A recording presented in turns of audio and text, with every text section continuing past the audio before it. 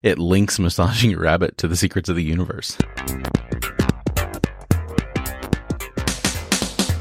Hello, everyone, and welcome to Irenicast. I'm your host, Jeff, and with me, as always, is my co-host, Alan.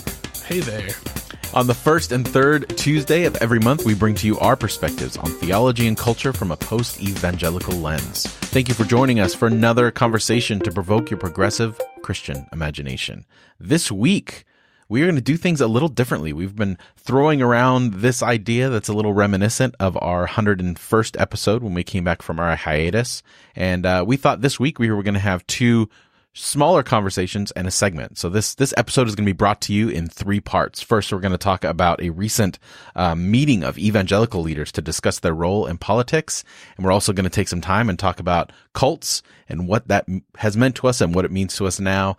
And we're going to finish with a segment that's near and dear to both of our hearts, something we like to call judging a book by its cover.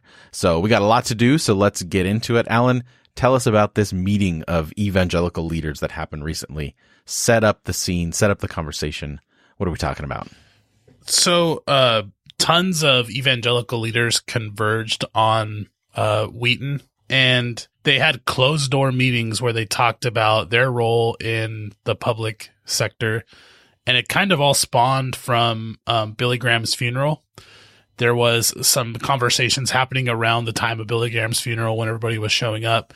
And this guy, Doug Birdsall, sent out these invitations to all these, major leaders for evangelicalism.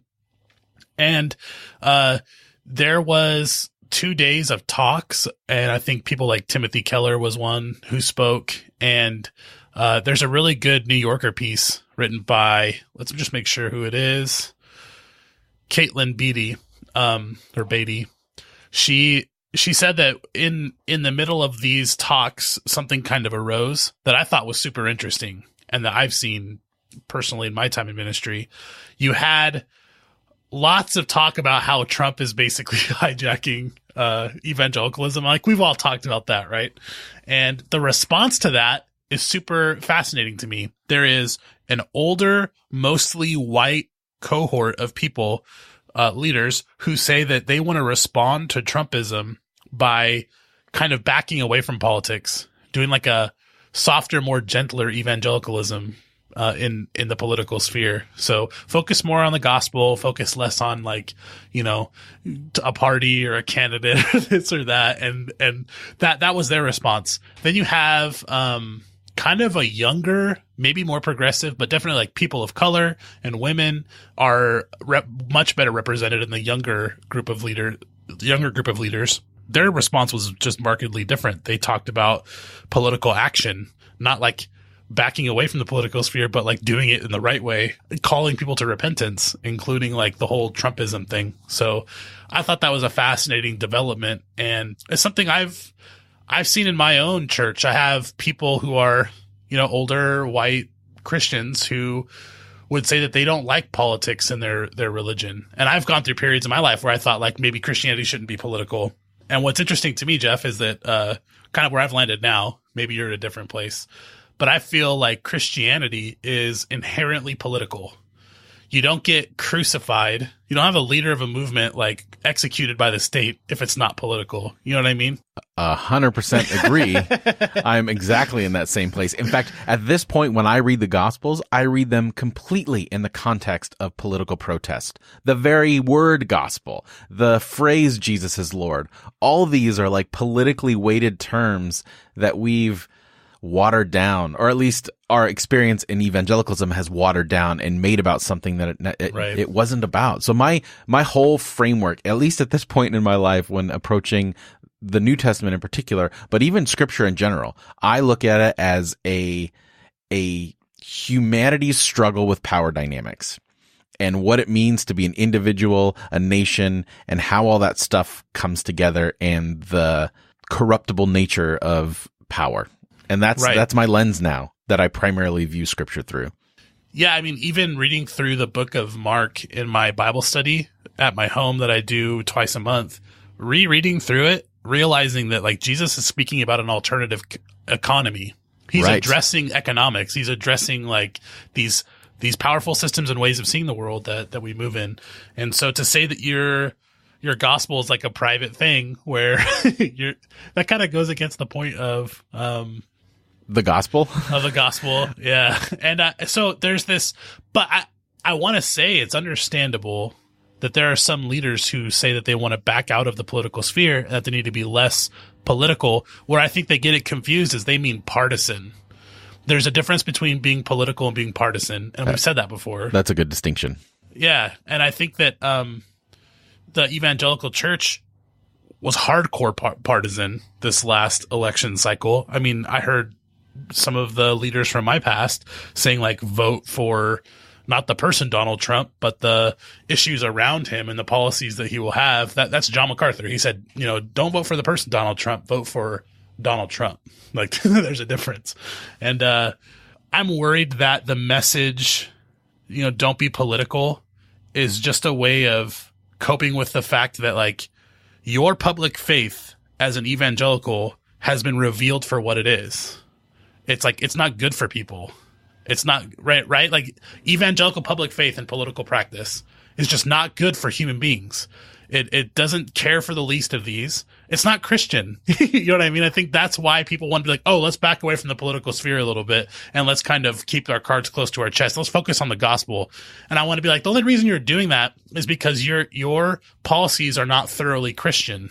Like, you've been co-opted. Maybe this is a place to throw this out there. Mona, you did a really good episode in like episode 1.5 or 2.5 or something like that, really early on in our podcast, where she talks about the history of evangelicalism in America. Yeah, that was our second episode. Irenicast.com/1.5. It was our first bonus episode. It was the only episode in the history of Irenicast where my voice is not on it in one place or another. That sounds really narcissistic to point out, but it's true. Little Irenicast trivia. I love that episode, but I cringe a little bit because there was one point where she says, and you know why that happened? And I go, 9/11. And I was like, I listened to it again. I was like, who says 9/11 like that? That's screwed up. Well, we've come so far. It's funny because that episode was going to be our first episode, because the little sidetrack of our history. Our first episode we recorded like 3 different times, and it was so like information dense because we weren't sure if we wanted to be more conversation based or we wanted to be like instructional about what evangelicalism is. So we split the difference and did a conversation of our journeys for the first episode, which ended up being the format for the show, and then did a bonus episode of like some deep, like rich history. Yeah. So anyway, I saw your side eye there. You're like, which ended up being the format for the show. I heard you say you were right. Yeah. That's true. And I find myself more with a younger cohort of people who are like, no, look at your public theology and repent. Repent of your Trumpism. Do public theology well. Don't back away from the political sphere. It's the reason people say that is because evangelicalism in the public sphere is exposed for the harshness that it is, because it's more about control than it is about anything else. Absolutely. Don't back away from the political sphere. Reevaluate the values that you've thrusted into the political sphere and see how they hold up to Scripture. Because I think part of the problem is that if you proclaim it, it automatically has to be connected to your faith or Christianity, and there's been these absolute distinctions as to what issues are Christian and biblical and which ones aren't, and this is the only line because they've married it, they've bastardized it with saying that it's that connected to the gospel. So basically, when you're not towing the line of this issue, you're not therefore towing the line of Scripture, right, and therefore you're out of God's will. And that's the problem. And it's also the inability to talk across lines to other religions or other people or people of different faiths or no faith. You look at like Jesus and Paul in the gospel, they're willing to reason with people on their own terms. They don't make everyone think like them before they can come be a part of this like conversation. So there's a disrespect for public discourse and public space from what I've seen in the way of doing evangelicalism in public. But also, let's just be blunt. The prophetic voice of the evangelical church has been two or three things. 1, against lazy people, and 2, against poor young moms who are choosing certain decisions for their bodies, right? That's been another thing. And then 3, against people who are from a different religion, infidels, people that are, immigrating here who may be different than us, or people we're waging war against. Those are the 3 major things that I believe, or maybe against gay people too. Like that's what the prophetic voice of evangelical public theology has been. Show me where Jesus used his prophetic voice in the Gospels against poor, women, against people who are different, against people who are gay. Like, that never happened. No, it's the exact opposite. It's the exact opposite. Widow, orphan, the least of these, obviously terms that we don't, that those are biblical terms for these very same groups that they're ostracizing with their politics, for sure. And so what Jesus did was he called out corrupt systems. And that is not the evangelical way in politics. And so what I guess I would say is, I have found, I started with evangelicals shouldn't be political because I saw how damaging mine was. I saw my church go for Prop 8. I saw my church do all that kind of stuff. It was awful. So I started saying maybe we shouldn't even be in politics. Then through my progression a little bit, I found this space of actually, maybe we should be doing politics differently, And then now I'm a part of a mainline church that has been doing it all along. They've been kind of political all along. Look at MLK and his stuff, and even further back, the responses to American religion. I find it just highly fascinating that this is coming up right now in this private meeting in Illinois. Yeah. Well, and I think part of the problem too is using the word political, because it has a certain colloquialism as far as how we use the word political and what the actual word means. And I think that we've made everything, I think we've turned this idea of don't be political into a way to kind of shut people up, right? This, you're not supposed to be political because that's what this is. So if an actor who's has an opinion politically, people say, shut up, you're an entertainer, stay out of this arena, it's not for you, which is ridiculous, right? Because they're still a person.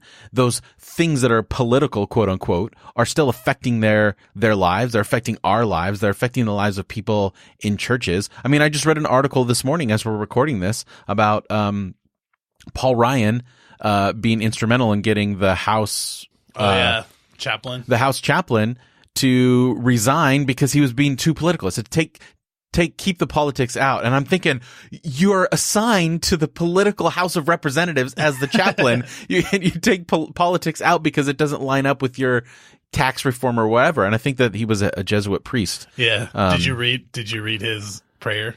I did read his prayer. It's the most benign thing I've ever read. Yeah. It's basically be fair when you're considering these tax things. Oh God, help us consider all people. And that's it. So to me, you know what? Ryan should be able to stand behind that and say that's exactly what this was. Exactly. So to me, when you talk about this meeting and you talk about the older white gentlemen or people or probably gentlemen heretics, when they're talking about we want to soften our stance, to me, softening your stance or telling people not to be political, it goes back to that whole idea of people in power weaponizing unity, weaponizing love, weaponizing understanding to keep people from expressing their opinions and keep and maintain the status quo, which is the exact opposite of how I read the entire Bible, but specifically the words and the gospel of Jesus.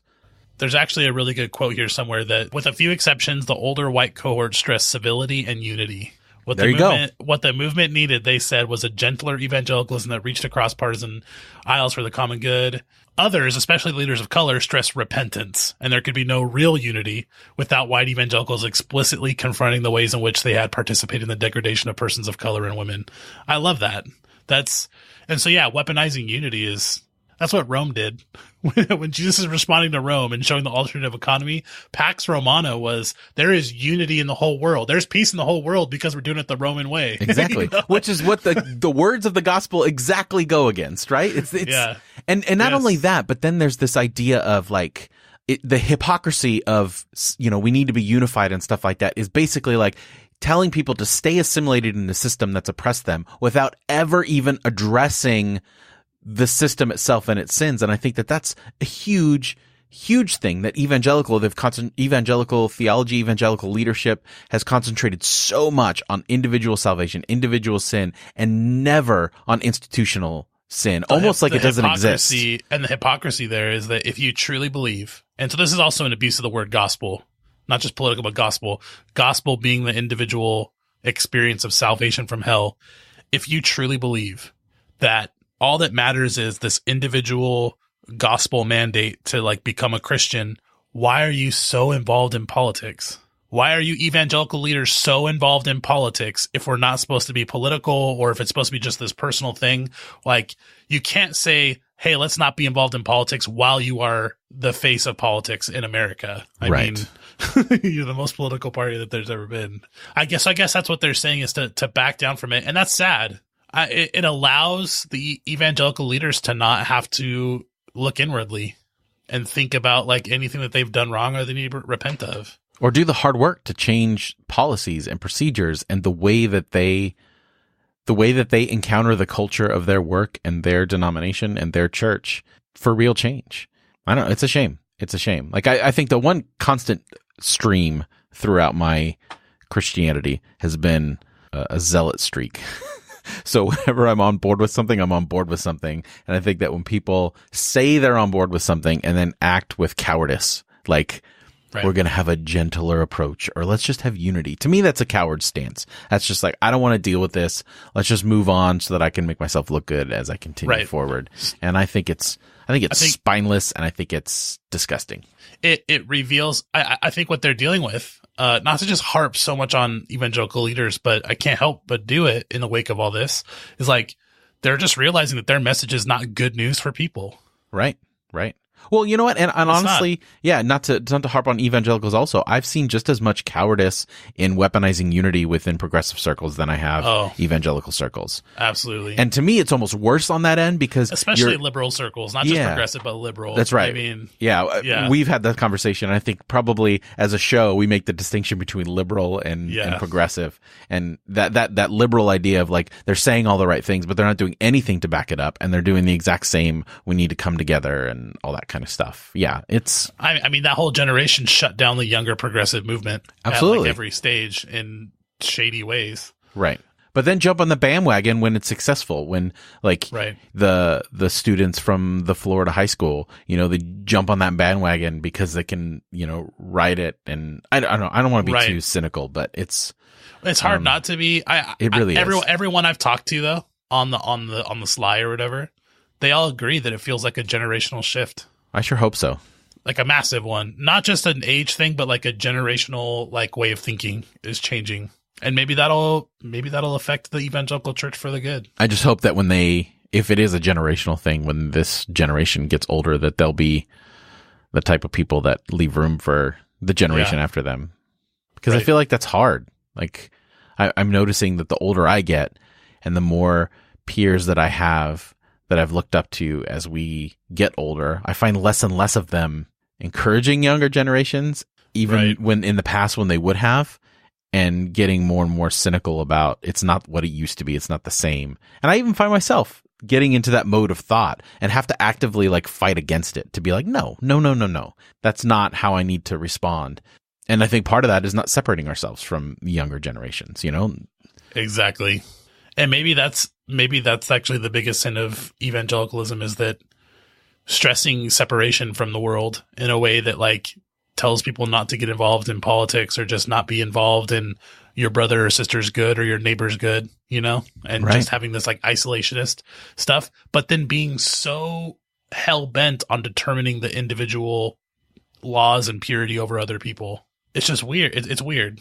And so it's hard not to say that whole thing's been co-opted by other forces. Not the forces of the gospel, but forces of other things. Agreed.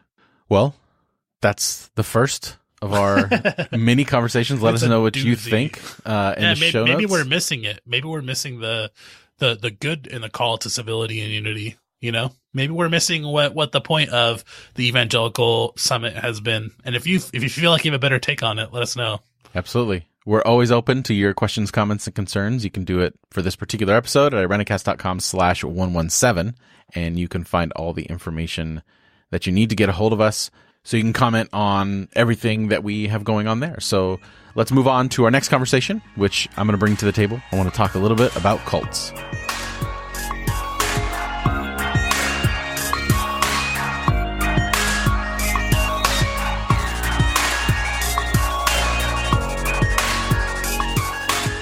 So our next topic for this 3-segment episode is, it comes from the last 2 weeks that I've had just in my interaction with the world. I recently started the documentary series on Netflix called Wild Wild Country, and it's about this cult in the 80s from Oregon that kind of took over this town. And it's this several part documentary series that kind of just lays out everything that happened.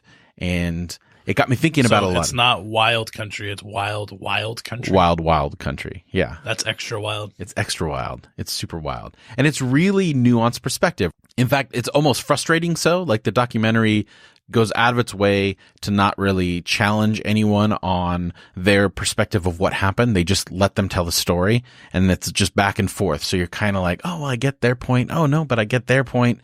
And it's this really interesting look at how, well, number one, how this kind of cult rose to power, and then number two, how we respond to things that are other.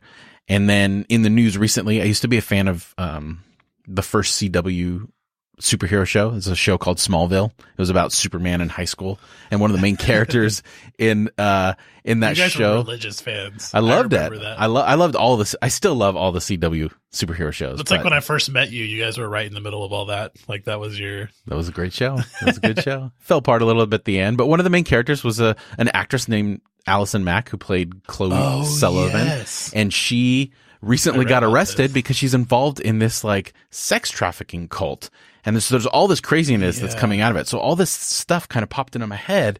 And then I thought about she got arrested because you had to have sex with the leader to like move up in this organization or something like that. Right. And she ended up being the recruiter. She was a recruiter. Right. Yeah. And there's, they branded women, and it's like everything I've been reading about it. It's really, really bad. And, gnarly. So I all this stuff. And then I thought back to like the idea of cults when I was growing up in church, and how it's so much centered around belief and not action. And I really, just because these are the things that I've been exposed to the last couple of weeks, really been going through that. And I even have the old, what's the guy's name who does the, like cult encyclopedia or whatever? Walter Martin. No, there was another guy, like a really Pentecostal, like charismatic guy, something Larson, maybe. Oh yeah, Greg Larson or Gary something Larson like or something like that. I'm gonna look him up while you're talking. Keep talking. So all these guys, when I was growing up, it was like cults, and that was one thing I was a big fan of. Bob Larson. Bob Larson, that's the one. Let's see if he's still around. But I was used to be like fascinated by these things because I was a zealous young evangelical, and I wanted to make sure that I was on the right side of theology. So I did my apologetics. I read my Josh McDowell books, and adjacent. That's the Case for Christ, right? No, that's like Lee Strobel, and then Josh McDowell is the Evidence That Demands a Verdict. Evidence That Demands a Verdict. Yeah. Hey, so this Bob Larson guy, I guess during the 80s and 90s, he had interviewed, debated, and confronted Satanists during like the Satan panic. You remember that good Satan panic? I remember he had like a talk show kind of like along the lines of like Sally Jesse Raphael and stuff, where he'd bring demonic people up and they'd cast out demons. Gothic rock musician, or the Church of Satan priestess. Dude, in those times I remember thinking like Satan had marks on like your Arm & Hammer powder. Like on the side of your box, there was like a 666 or like the scan code has a 666 on all things that you buy. His show was Talk Back, and it was a 2-hour weekday call-in show. Yeah, he was one of the bigger ones. So interesting. So all that stuff, it was so much about, because I feel like adjacent to apologetics was like learning about other religions, not for the sake of like gaining understanding and connection, but for the sake of showing them where they're wrong and why it's wrong. And to me, what became defined as a cult had nothing to do with the actions of the religion. It had everything to do with the doctrine and the right belief and all that kind of stuff. Is it any surprise that people who a whole generation that was schooled and trying to find the faults in all these other religions turned their lens back toward Christianity that they grew up with? Like, is there any surprise there? No, not at all. Oh, hey, let me use all these tools you gave me to look at the Bible or Christian history.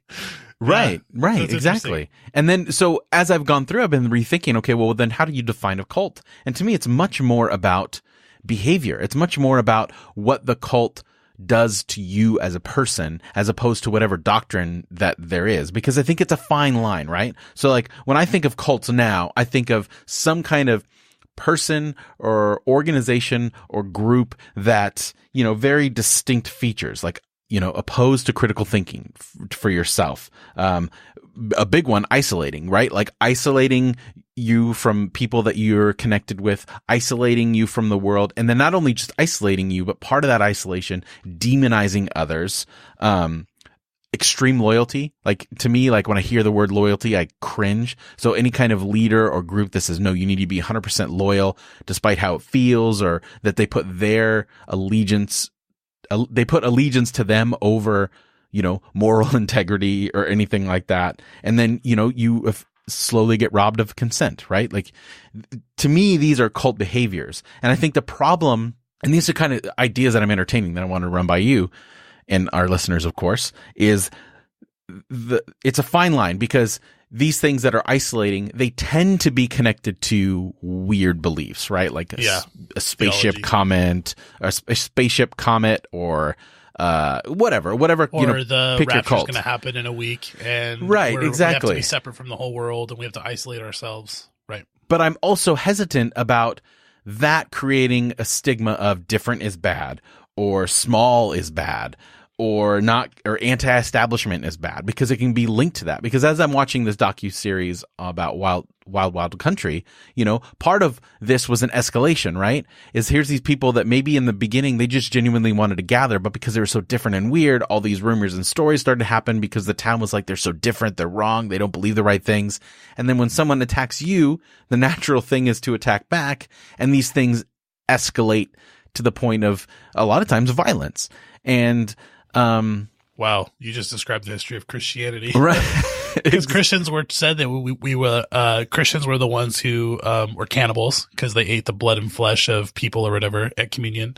They said that they were incestuous because they called each other brother and sister, and they'd marry their brothers and sisters, you know, so they were incestuous. So they were misunderstood, and they were a small group and stuff. And eventually it did get up to violence once they were in charge and in power. I want to echo one thing before we jump into like the actual definitions of cults as you laid them out. I also had a background in cults being derivations of proper theology. That was it. The cultic was Mormon, Jehovah's Witness, this, that, like all these things that kind of spawned off of Christianity. Therefore, they are a cult. And so that's what the kingdom of the cults, some of you may even own that or had a class on it or something like that. I did. In that, you learn about in the late 1800s, there's all these movements and groups that were formed that had like a derivation of theology or moved too far away to no longer be a denomination, but a cult. The classification between denomination and cult, I don't know who like gets to decide that, or who was like, you're a denomination of Christianity. Oh no, you're a cult. You're a cult. You know what I mean? I don't know what the difference between those two things are. Someone draws a line in the sand somewhere. Someone draws it somewhere else. I'm now far less interested in that and more interested in what you're talking about. Right. For sure. Because where in that journey, when you label something a cult, do you ostracize it so much that it becomes a cult to protect itself? Right. Yeah. So it's like this. Or you form your own because you're trying to push everyone else away. Exactly, right? Because I even had this stigma early on in my Christianity that home church equals the beginnings of a cult, right? Like, really, people are frustrated with the church and they're, well, we're going to start our own thing. And I think particularly because I was connected to Pentecostal circles. And sometimes when you get outside the confines of like a worship service, it gets super Pentecostal and like super, you know, tonguesy and demony and, you know, I don't know, whatever, like it can get kind of weird. So I always had this. Our home groups are just like studying the Bible and stuff. No, home church, where people, they stop going to the church and they start doing their own. We had those too, but people would be like, we're more biblical, so we're going to. Right, exactly. But there was a stigma that could easily, at least in my experience, that it could easily turn into some kind of like cult thing or whatever. And, there's a common denominator. You have the whole idea of a charismatic leader that can bring stuff together, because not just anyone can ask people to drink Kool-Aid and brand themselves and all that stuff, has to take a special personality. I feel like I'm that special personality if I really wanted to. Well, that's scary, right? People. It's kind of fun. Go back and listen to this podcast, and there's like subtle. So maybe there will come a day when I've started a cult and you can come back to this and clip my voice. That'd be great. Well, we had a segment while you were on hiatus last year where Mona and I started a cult. I don't know which episode that was, but I'll put it in the show notes. Dude, if nobody's signing over their house to me, then it's not a cult yet. Like, that's my level of... One thing you said was the loss of consent, like less consent. And like, I would even say agency, like the ability to determine your own, life or thinking and if you're going to use those definitions, how uncomfortable does it get that some of our churches have been like that? You leave our church, you get cut off from all of your economic ability to sustain yourself. You can't go to certain schools. Otherwise, you're like cut out from the community. And sometimes it's like underneath the surface. It's not directly said, but it's implied. Which is why I have a problem with cult being labeled to organizations as opposed to behavior, right? Like it's a spectrum, because there's cult behavior in any organization. I've seen cult behaviors in churches, right? Like, you see people get isolated, especially depending upon the leadership or the pastor. I've seen and I've heard of pastors using like charity as a way to lock people in. Like, if they're behind on the rent, they might give them some money and then later be like, well, I gave you money, and use that as leverage to kind of keep them in and control them. Like, there's all kinds of cult behavior. And then there's behavior that, that amplifies cult behavior, by othering people. And I think it's this unique balance. It's hard to cover, because if you really look at these things that I laid out as far as like what defines cult behavior, it's in direct opposition to just general mental health, right? So I read this article a couple years ago about on Psychology Today, and I wrote this down because I thought it was interesting. They wrote down 5 things that basically, like, this is what you want to be. This is how you can maintain mental health, right? Is number 1, a connection with people. Number 2, to be active. Number 3, be curious. Number 4, keep learning. And 5, give. Like, all of these things it's almost like if you just did the opposite of all these 5 things for mental health, they would be the exact personification of what cult-like behavior is. It is detrimental to the person. And if it's detrimental to the person, therefore it's detrimental to the society and to the well-being of just anyone. And I think that it's easier to move in these moments when you have a religious core or a spiritual core, because you can rest on more of the unknown, right? Like, sometimes we use spirituality as a way to deviate from logical thought and just like, oh, well, that's just because it's mysterious. Avoid responsibility, or avoid the pain of existence. Right. Yeah. That's fascinating. I've never heard it set out like that. It's like psychology being the exact opposite of the definition of a cult. I really like that. One thing that kind of bothers me is like the anti-education piece. That's a cultic behavior, to tell people that education's the enemy. Well, your education was primarily what not to read, right? We've had this conversation a lot. That's true. I took a psychology class thinking that I was excited because I was interested in psychology. Like, it became an interest of mine when I was in college. So I took Psychology 101 at Master's College. And the class I took was just an entire history of why all the psychologists are wrong and why they prescribe sin and how that's so bad. And like, you're not even reading people based on their own stuff. We just read biblical counselors' takes on like Freud and Jung and all this stuff. And it was a shame, honestly. It was just an entire class on othering, people, rather than hearing them on their own terms, rather than giving students like actual free range to think about these things from different perspectives. The only class at that college that I honestly believe let me think through things on their own terms was my teaching methodology course, because he presented the different methods for teaching. Montessori has one, and someone else has. That's like the only class I had at the school. So I used to call my school and my background a cult, or had cultic behavior. Like, a lot of us made that joke. I mean, we had our whole school in the Santa Clarita Valley behind a mountain, and nobody even knew our school was there. And there's like thousands of people there at this campus, and Santa Clarita doesn't even know we're there. Like, nobody knows there's a college, like, even in the neighborhood, like around the corner, because we're so isolated. And like, you don't let the kids who are not even kids, the adults, the freshmen and sophomores and whatever, you don't let them off campus. And like, they have to like sign in every single night to prove that they're there. It's cool. Like, just things that are really controlling for, I don't know. I guess I worry that sometimes, my background had some cultic elements, and I don't want to look at the whole thing and call it a cult. So I like what you're saying. I'm not going to turn around and be like, that was a cult, but I'll say it had cultic elements to it. Right. And that it was on a spectrum. Exactly. And I've met people who have come out of a cult. I think I'm going to look up one of the links of someone, who wrote a blog a couple years ago based on their, experiences in a cult. But I just want to recognize that there is so much pain for people when they come out of that. Missed opportunities in life, destroyed relationships, like just tons of pain. And I just want to recognize that if you've come out of a place that had cultic behaviors or was a cult, feel free to share those stories with me if you want to. I know that they can be very harmful, and this is something that we need to be like on the lookout for each other. Exactly. Yeah, and it's important to recognize that there is a spectrum. Like when we talk about things like this, we all have to recognize and be aware in our language that we've all experienced varying forms of it, from slight to extreme. I mean, you can be in a work situation, depending on boss, that can be cult-like in its behavior. And part of honoring that is really understanding, like, and hearing people's stories and recognizing where you can and cannot relate, and not try to, we're not trying to superimpose stories. We're not trying to lump everyone's stories and suffering into one, but we're also trying to create a space where people feel like they can express where they're at with that. Because I think it's a really tough thing. And I think in any one of us in leadership, or even any one of us who are on social media, is being aware of how we communicate and really stopping and asking ourselves, like, what are we trying to do?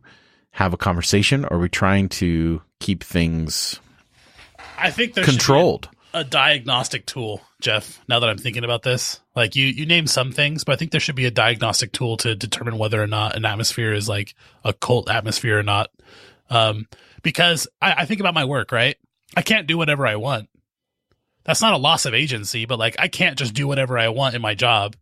But it's a spectrum, because there are some jobs your life is literally determined completely by it, and you have no agency at all, and you can't get out of it. Like, there's a spectrum there. I'd love to have some sort of tool to be able to determine, because those elements, or even being separate, being in a club means you're kind of separate from the regular public, and that's not a bad thing. But at some point, it becomes a bad thing. Like, it's really tough, and I think that's part of, and how much is you judging someone else's experience? I mean, can you step and so that's what I hear you saying at the beginning of this conversation, is that how can you step up to someone's experience of community, and they say it's a good thing, and you just say, no, this is a bad thing. This is a bad thing for you. Yeah, I think it's a really difficult and nuanced discussion to have, but I think it's an important one to have. And I think it's especially important for churches and organizations to always be evaluating and organizing and existing as an organization in a way that is not preying on people's niceness, on people's ability to want to be involved in something. And really, I feel like the question and the thing that I'm asked most as a pastor or as a minister is this idea of when someone like feels the need to apologize in advance that they're not going to be there on a Sunday, or apologize in advance that they're not going to be a part of this event or that event. And it breaks my heart every time, because I'm like, oh, of course, you don't need to be here. Like, we want you here, and we want you to, so it's this constant balance of course we want you a part of it, but we don't run your life.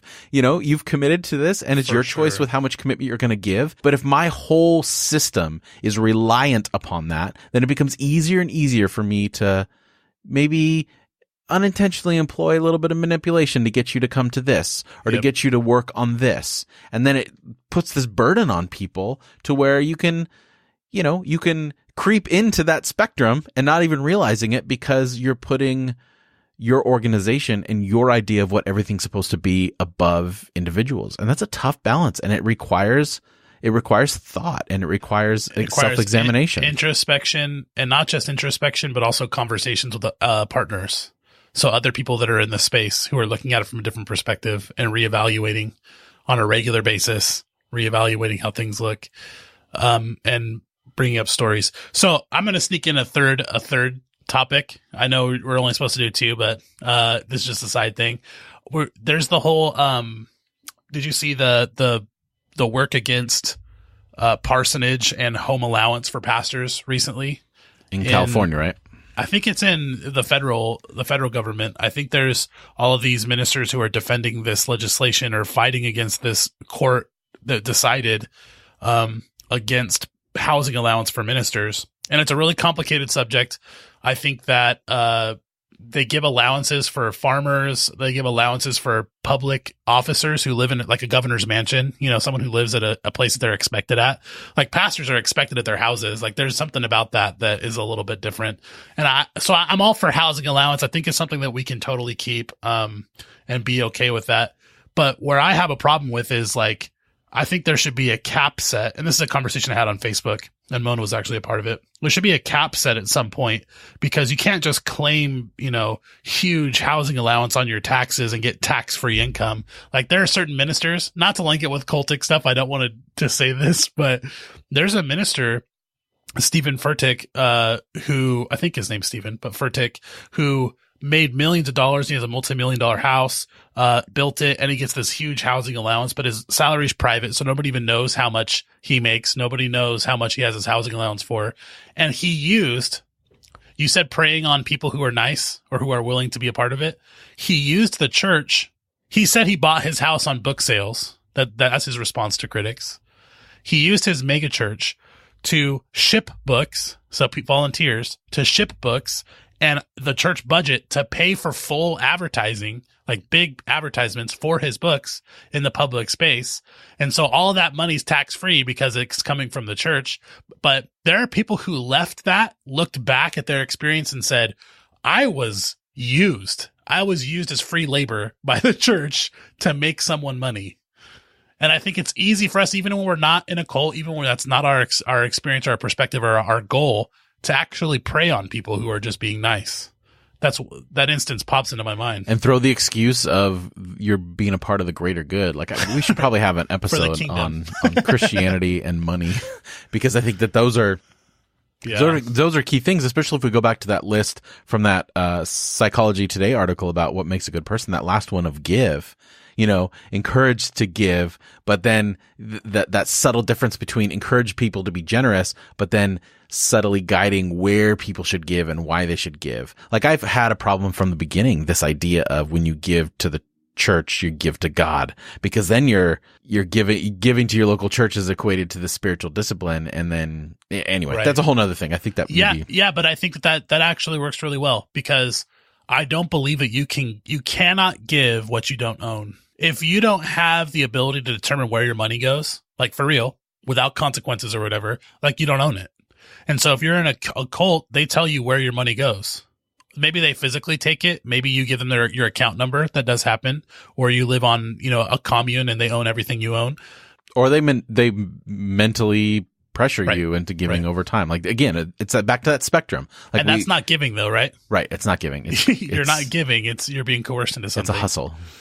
And so churches do that all the time, dude. All the time. When it comes to tithing and stuff. All the time. The New Testament says, give hilariously, give out of the joy of your heart, not being coerced. It literally says, not from coercion. So when I'm feeling coerced, I don't do it. But I've seen that very verse used to coerce people into giving and not feel coerced. Because I think that's the difference, right? Is you may be actually coerced, but if you just don't feel that way, then it's okay. Anyway. All right. Well, this has been a fun segment. Let us know what you think about this particular format of kind of maybe every now and then having smaller little topics before we move into our segment. You can comment on this or our previous topic at Irenicast.com/117. And again, there's all the information to get a hold of us every which way, social media, email, commenting on this post on our website. That's Irenicast.com/117. On the other side of the music, for our final portion of the show, we're going to be bringing back an oldie but a goodie, a segment we like to call Judging a Book by Its Cover.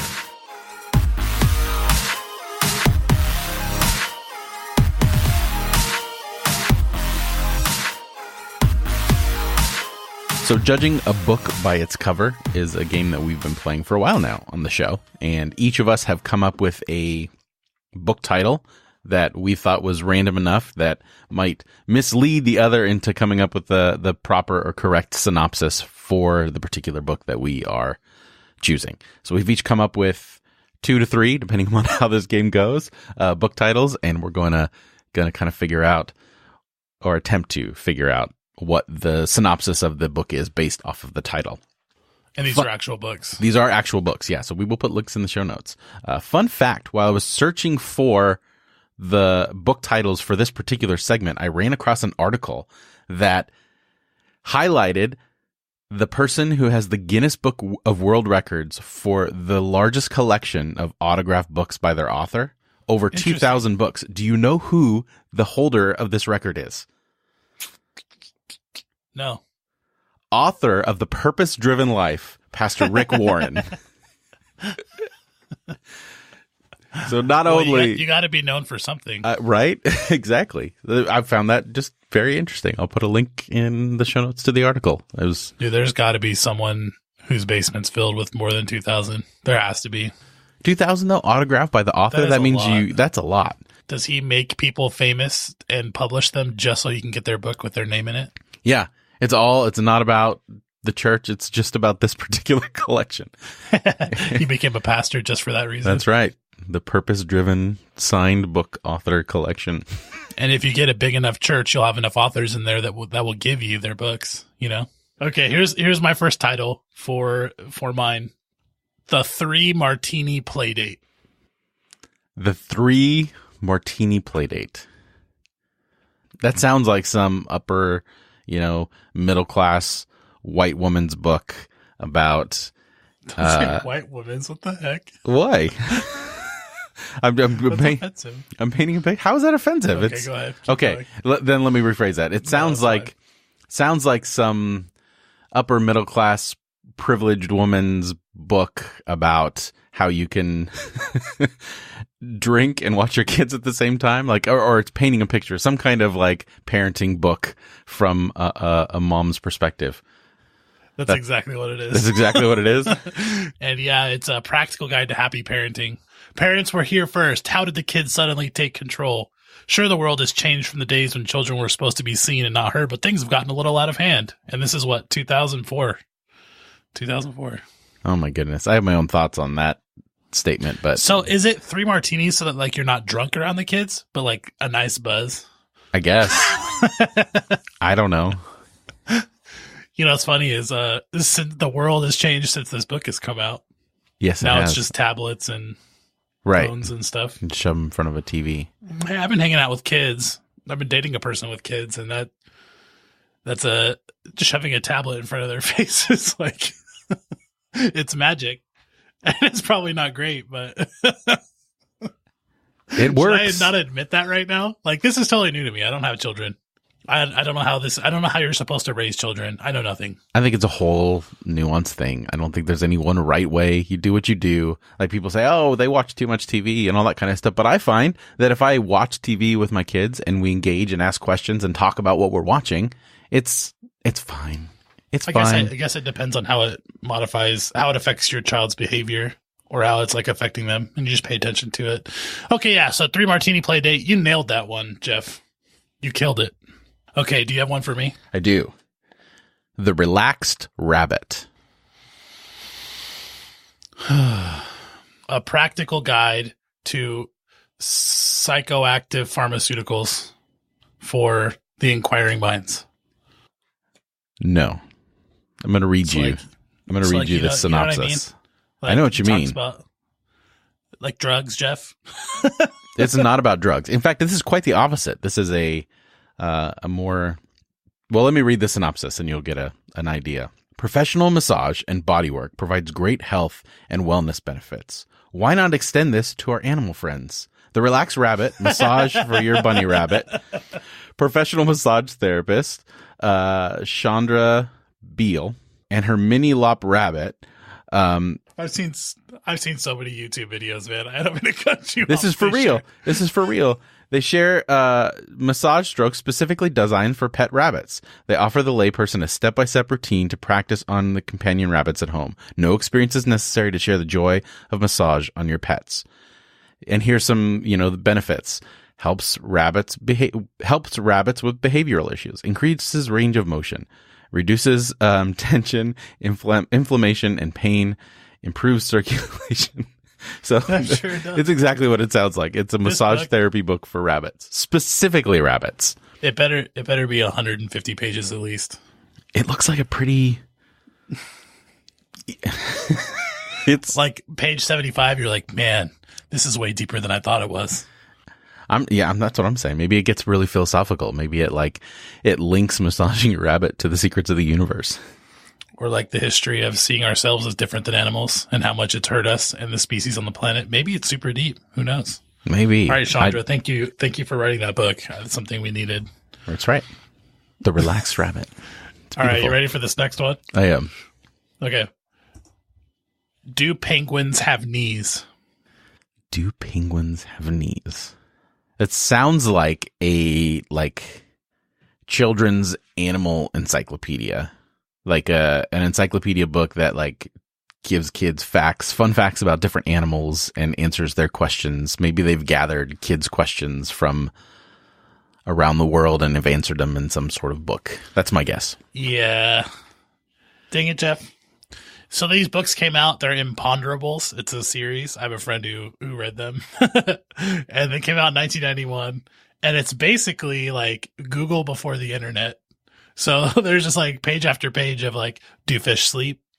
Do dogs have wet noses? Do penguins have knees? And so a couple pages will be spent on each question, all your most burning questions. So what you're saying is I'm winning. Yeah, you're winning. And hey, do you think penguins have knees? I think This determines whether you really win or not. I think they do. They do. It's just, underneath all the, I was thinking about that when I was looking at this book. What? So a bird just flew south far enough, long enough, and then just eventually accumulated fat all over its body. Anyway, I think it's really interesting. Penguins are birds. They look like seals, but they're birds. That's odd. It is odd. All right, you ready for my second? Yes. I'm deciding between two, but I think I'll go with this one. The Side Piece Handbook. I'm going to... It's either about guns or women. Saying women like that bothers me. It's either because it's either some chauvinistic thing about how to that sounds so bad. I don't even know if I can talk about that. But you have your person on the side, that's a colloquial term used by misogynists and toxic masculinity to talk about your side piece, like the woman you're seeing at work, or it could refer to a gun. And I think it's really telling that I go to those two things first. Pretty interesting. Which one is it, Jeff? It's sort of neither. It's about cooking? No. let me read to you the synopsis. If you need help redefining the meaning of your life as a side piece, wife, or cheater, looking to empower yourself as a side piece of gold digging standard, or a wife searching for understanding of the side piece mentality, then the Side Piece Handbook can help you in your quest of lower level consciousness. I was actually on board. I'm not gonna lie. I was like, hey, that's a really fascinating thing to help people navigate what is now becoming a norm, or has maybe always been a norm, that sexual ethics are very different from person to person, and we don't always fit really well into what society is set up. And then they say lower level consciousness. Is it a satire, Jeff? I can't tell. It's satire. I can't tell. It has I to think be. it's... I'm going to look this up. Tell me what's it called? The Side Piece Handbook. Side piece is one word. Side Piece Handbook. Wow, typing in side piece in Goodreads is not a good idea. There's a lot of literature. I guess people really get into that kind of thing. That's unfortunate in my mind. I'm all about honesty in sexual relationships. That's the most... The first person's an interesting take on being a mistress. Yeah, I think it's legit read. coming from someone who, but I'm not sure. But one person's like, this book is too much.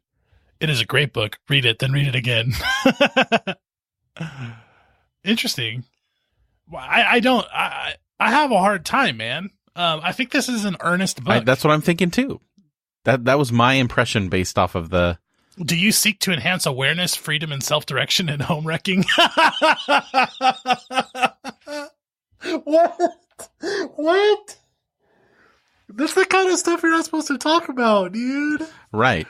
Oh my gosh. And see, that's what my problem is. Like, we talk about, like you were mentioning earlier, like we have different sexual standards, all that kind of stuff. But to me, this is like, yeah, that's rough. It's one thing to be, what would you call it? Like, I don't know how, how you fall into those YouTube holes where you just end up in like, I've pun watched intended, I everything guess, on YouTube. but, I've watched, wow, Jeff.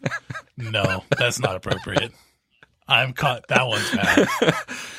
That's bad. But dude. I was just watching like something on this woman who's a, self-avowed sugar baby is what she calls herself, someone who has relationships. And I'm like, okay, I'm not going to sit there and judge that. But when it's like purposefully going after someone who's with someone already, to me, that's the line. To me, it's not like it's not a judgment on the sexual aspect of it or whatever you choose to do, but it's the other side of like, well, there's a relationship there. There's something else that I don't know. I've never understood why the cheating person doesn't feel like they're cheating.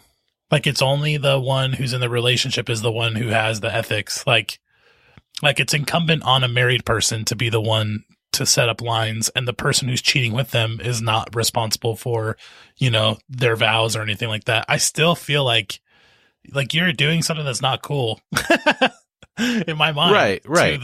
to the other person. Cause it's like, I don't know, just honestly, it's the trust and the honest part to me. It's much less about the other stuff than it is about like being kind and honest to the person that you're with or whatever. And being this is interesting. I mean, I'm reading more about this book now, and it's saying that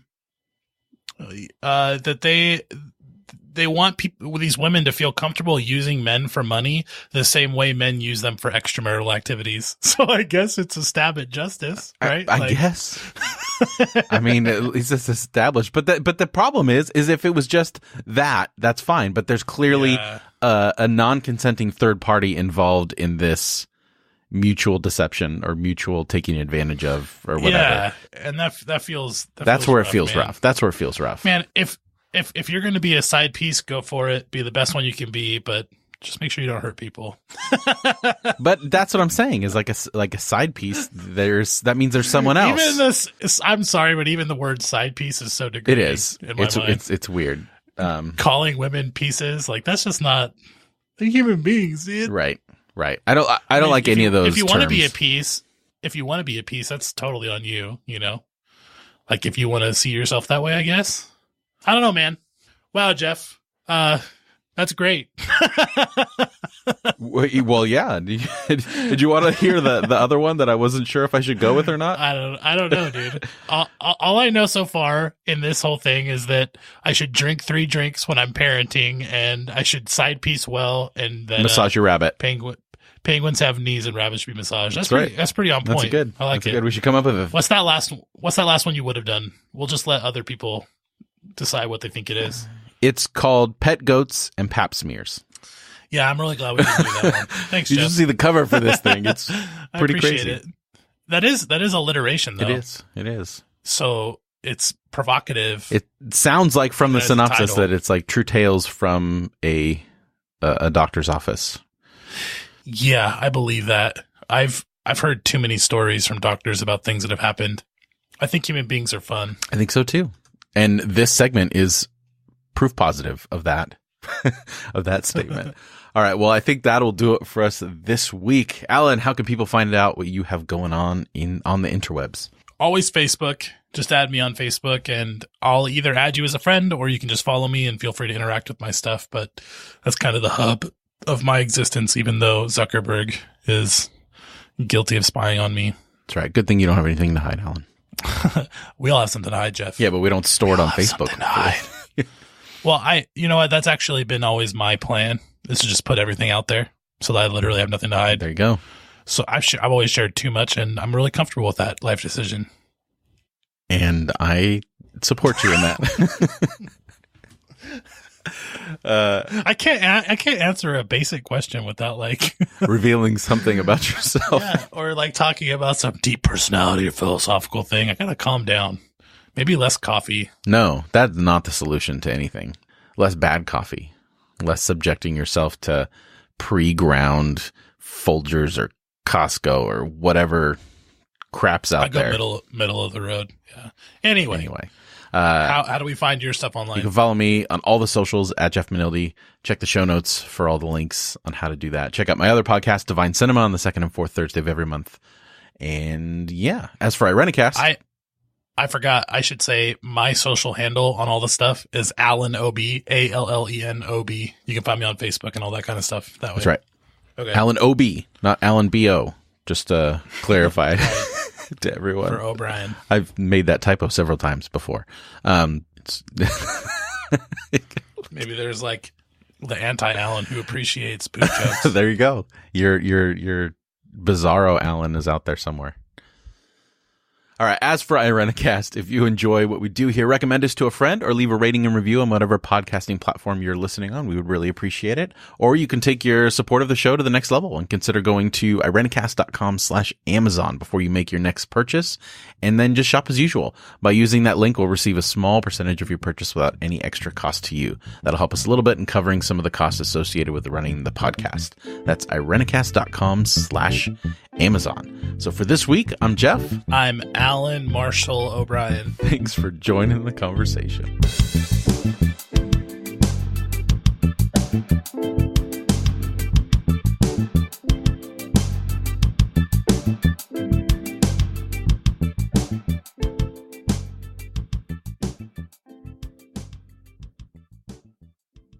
That felt weird.